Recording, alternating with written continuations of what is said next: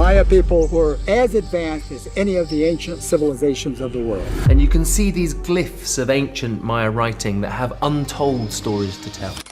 A fascinating Mayan book languished in museum storage for many years. Its pages filled with symbols no one could read. Because they thought the message was lost forever, scholars gave up. AI then intervened. It started deciphering each symbol line by line using hundreds of image scans and pattern models. You have wonderful illustrations of people, animals, supernatural deities, but they're completely surrounded by these symbols that for a long time we had no idea what they actually meant. Surfaced was a tale older than the Spanish conquest. A tale of time, gods, and conflict that nobody anticipated, written on paper made of bark. The bizarre voyage of the lost Mayan Codex. There are just 4 known ancient Maya texts. 2 have made it through: Dresden, Paris, Madrid, and one that spent after 50 years of uncertainty. The Mexican Maya Codex. The first 3 were securely seated in European libraries for centuries, cautiously cataloged, fixed, and examined. The 4th was not so fortunate. It arrived at light in the most peculiar manner imaginable. And that narrative explains why so many people refuse to accept its reality. The trail starts with a man in the 1960s, Jose Science, a collector in Mexico City.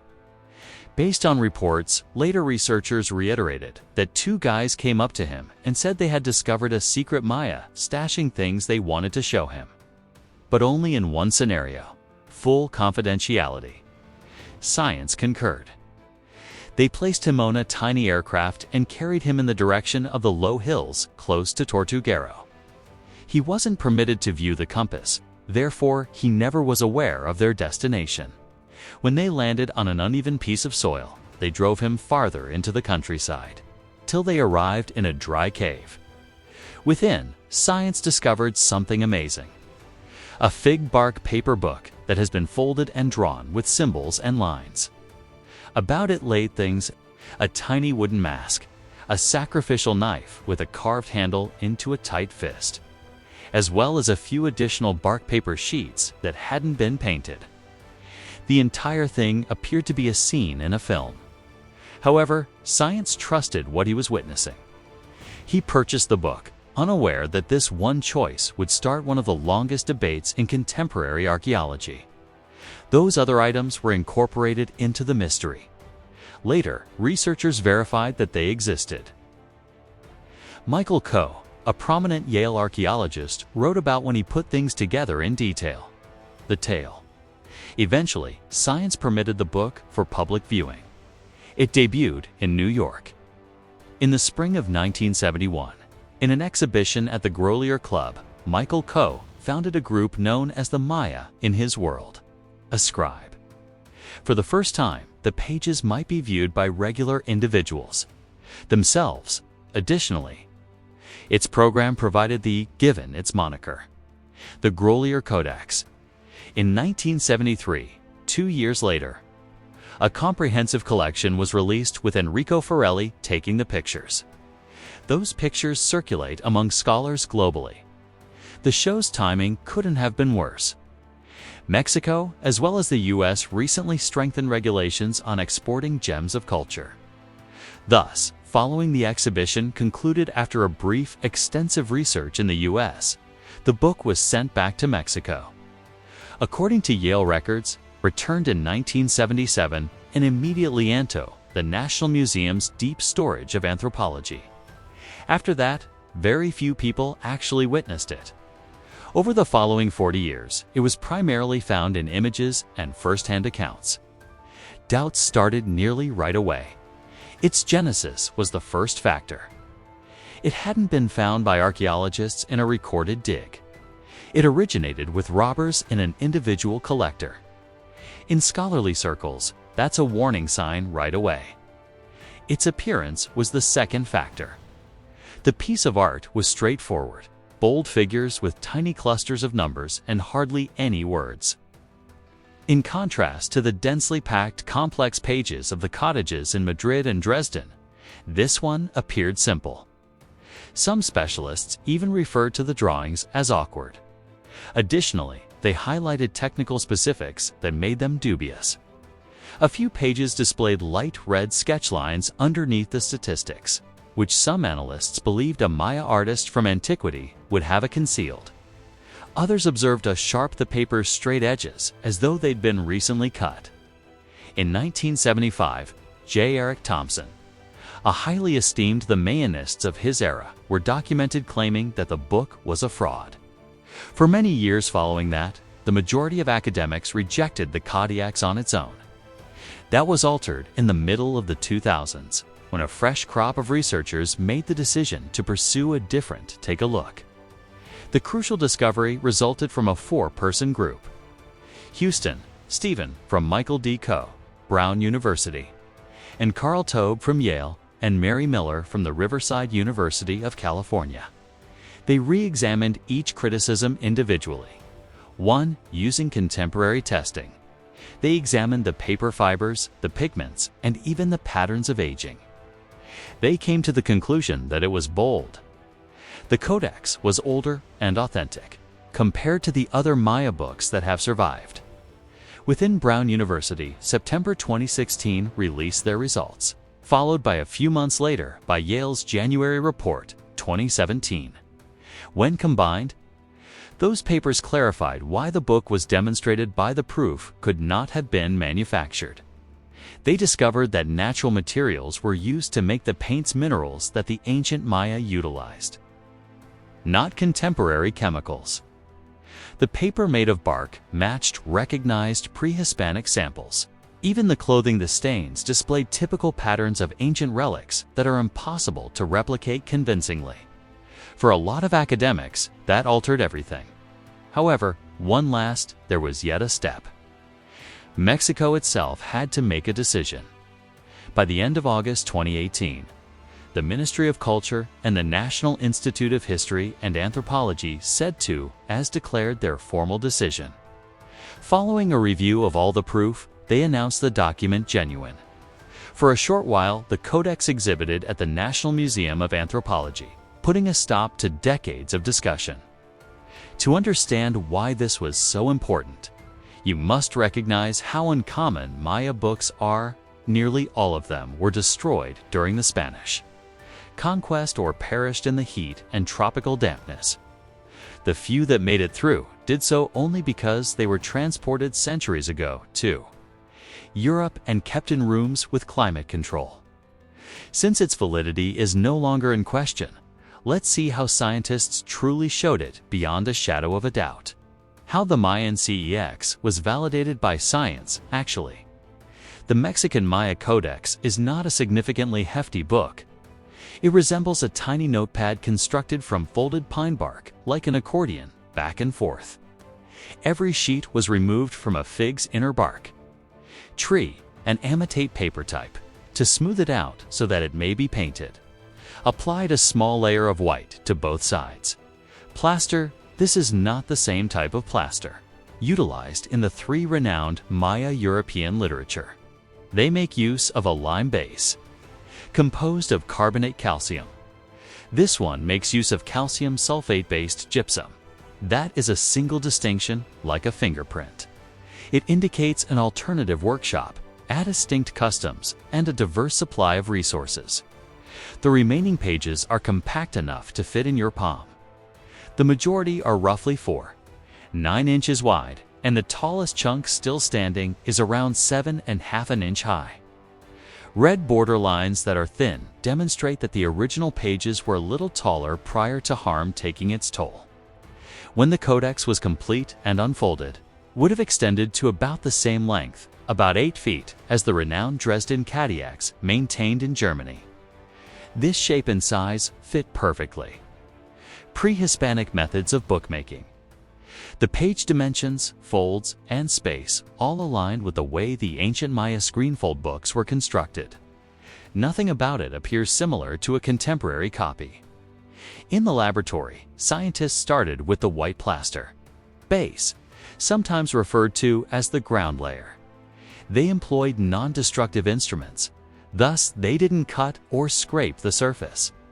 Rather, they employed soft, light beams, and particles to determine which elements were within. One of these techniques is known as PXE, or particle-induced X-ray emission in short.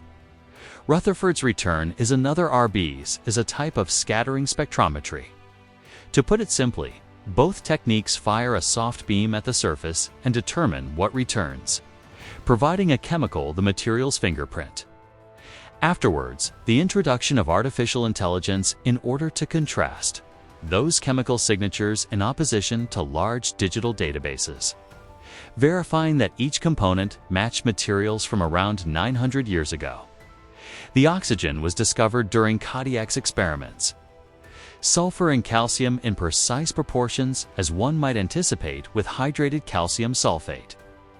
They failed to locate the carbon. You would examine whether it was composed of lime or chalk. The paint itself proved to be as traditional as ever. The color black originated from carbon black soot, and the same ancient painters were gentle and created by burning oil or wood. Hematite was the red pigment, type of iron oxide that was utilized in ancient Mesoamerica. Additionally, one page has a vivid blue, the fabled Maya blue. It's more than a hue, it is a substance. Blend of indigo dye combined with a particular mineral found in clay. An old formula Mesoamericans created and protected centuries ago. Only contemporary scientists learned how to make it correctly again in the latter half of the 20th century. Absence of contemporary paint when artificial pigment appeared somewhere during testing. By itself, that eliminated the notion that it had been painted lately. However, scientists still had to understand the true age of it. Because of that, they employed radiocarbon testing. In particular, accelerator mass AMS or spectrometry. Testing for hydrocarbons searches for carbon-14, a type of carbon that gradually breaks down over time.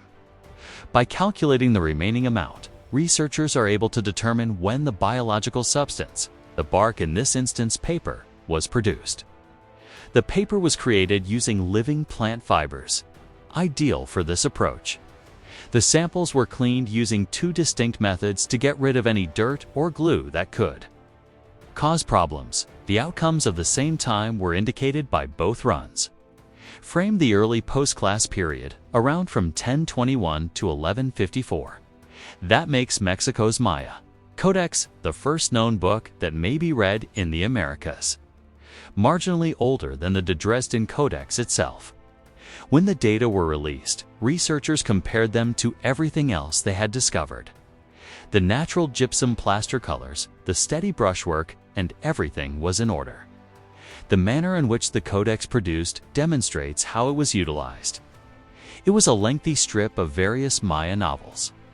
Folded pages of bark paper painted on one side, and the back was left empty. It was easy to read because of its design. A scribe or priest could reveal a few panels, elevate the strip, and go from left to right through the scenes. Cracks are still visible where the plaster coating fractured and hardened with age. A few pages are still connected, while others split up for a long time, long ago. These breaks show up precisely where an ancient fold would deteriorate, not where a scissors or a knife would cut. The page edges provide further hints. The Codex went through a number of wet times and displayed the bite marks left by insects that fed on the strands. Using a microscope, the edges appear scalloped rather than cut. Researchers examining the surface discovered evidence of a minimum of 3 distinct instances when the book became damp. That in addition to damage from insects and hard treatment by the reason why the lower portions of dead are multiple missing pages. The brushwork also demonstrates skill rather than awkwardness. There are 2 different kinds of strokes on the pages. Generally speaking, the columns of day signs, numbers, and fine lines for the numbers and specifics. The hand behind them was stable and self-assured. Every page displays the identical control pointing to one skilled painter or studio. This wasn't a careless duplicate intended to trick people. It was an actual functional book created by someone who is fully aware of what they were doing. Every page has a distinct layout. Along there is a narrow column on one side that is filled with count marks and day symbols. Throughout, ring-shaped frames with bars at the top and dots. The Maya system of numbers. Collectively, these direct the primary image in the middle. The motif is repeated from providing the book a rhythm from page to page that is simple to follow. It's a useful, effective design intended for daily use. The hues, primarily red and black with one vivid blue, made it simple to see in low light. The smooth surface of gypsum maintained the reds vivid and the lines crisp, even after ages have passed. Each border and frame directed the reader's gaze via the order. It wasn't a focal point. It was a tool designed for individuals who were required to monitor time, customs, and Venus cycles. The startling mysteries concealed in the Mayan Codex. Venus moves in such a precise pattern that it served as a clock for the ancient Maya. They observed it emerge, go, and return on time every time. The Maya Mexico's Codex is based on that rhythm. It serves as a form of calendar and guide that connects Venus's motion to what ought to take place on Earth. One Venus that is full 584 days makes up a cycle. This is how it goes. Venus hides for roughly 90 days behind the sun. Then it glows brightly in the night sky for around 250 days. It then vanishes once more for around 8 days. At last, it rises prior to daybreak as the star of the morning for roughly 236 days prior to restarting the cycle once more. When you add that up, you get the complete Venus has a 584-day period. Moreover, 5 of these beats can be tracked. A line nearly precisely after 8 years. A typical calendar. For this reason, Maya astronomers possibly forecast Venus's location would show up in the far future. Throughout, Venus was not visible in ancient Mesoamerica as innocuous beauty in the heavens. It was a caution sign. When it emerged as the morning star, people thought it brought peril, conflict, illness, and even death. You can observe this concept in murals, carvings, and the few books that have survived from that time. Among them is that the Dresden Codex in Germany has the same dread in striking scenarios of conflicts and catastrophes scheduled to Venus ascending. The Codex of the Maya Mexico adopts the same reasoning. What occurs is depicted in drawings. The figures tell when. In order to read it, simply comprehend 2 things. The initial one is the system of numbers, dots and bars. Every dot represents 1, and each bar represents 5. Thus, bar with 3 dots indicates 8. 13 is represented by 2 bars and 3 dots. The second is the day's vertical column. Names that run along one side of each page. These names originate from the Holy the Maya had a 260-day cycle for rituals. On top of every page within numbers, in circular frames indicate how far can you count down that side. Column. The day column provides the beginning point. The upper ring provides the count. The large image in the middle demonstrates the action or event that occurs when you land on that day. It's an easy but strong system. 10 pages with paintings endure. They are all constructed in the same manner. The pictures are dramatic and direct. Deities, blood, weapons, and prisoners. They leave a mark when Venus's brightness was tied to ritual and acts of war. The initial tone is set by the surviving page. A deity cowl confronts a confined prisoner. You can see the prisoner's head and posture, arms bound, bent. The ones down the side are the titles of holy days, and at the top is the date is set via the number ring. When combined, they signify the precise moment when that action, the capture of a prisoner, was about to occur. No additional words are used. A brief justification. The following page is darker. A god of death occupies the core oft frame. The picture by itself reveals the viewer, this is the day for killing. The structure is repeated on the 3rd page. A kneeling prisoner in front of a different god, one researchers have not fully identified. cowl reappears on the 4th page, with another prisoner in captivity. Repetition is important. It demonstrates that capture was more than one act, yet something that came back frequently. The 5th page appears to be open. Aggression. A solar deity is standing with an atoll, spear thrower, and launches a dart flying in the direction of a temple. Today, a revered site will be attacked. Construction. The page on the 6th is the one that startled most individuals. A skeleton figure, perhaps the god of the morning stars, holds a severed head in central Mexico, a blade in one hand. Below is a fallen body. It is the most startling moment in the novel. The action is homicide. The tone changes on the 7th page, but maintains the same reasoning. A god is standing next to a bright tree, also referred to as the vivid tree. The manner in which the clothes and symbols indicate the main influence from Mexico. This scene most likely symbolizes an offering or ritual rather than aggression. A bird serpent on page 8, a warrior spears a temple, demonstrating that there will be an attack. The 8th page presents one more capture. A god in the form of a personified mountain, a living hill, hangs over a prisoner. This picture frequently appears in Mesoamerican artwork where mountains were revered as divine entities. The death is depicted on the 10th and last page. God once more, shooting a dart this time into the ocean and colliding with a big shell. Now that we have investigated the contents of this, it's time to open the others, coded. What is revealed by the other Mayan texts concerning a lost planet? Asterisk, asterisk, and that's where today's story comes to an end. A missing princess, a breaking royal tradition, and a legacy reshaped by the choices of a 10-year-old girl. If this deep dive kept you hooked, make sure to like the video, subscribe, and tell me in the comments, do you think Charlotte will ever return to royal life? Or is this the beginning of a new era? Thanks for watching, and I'll see you in the next chapter. Thanks for watching, and I'll see you in the next chapter.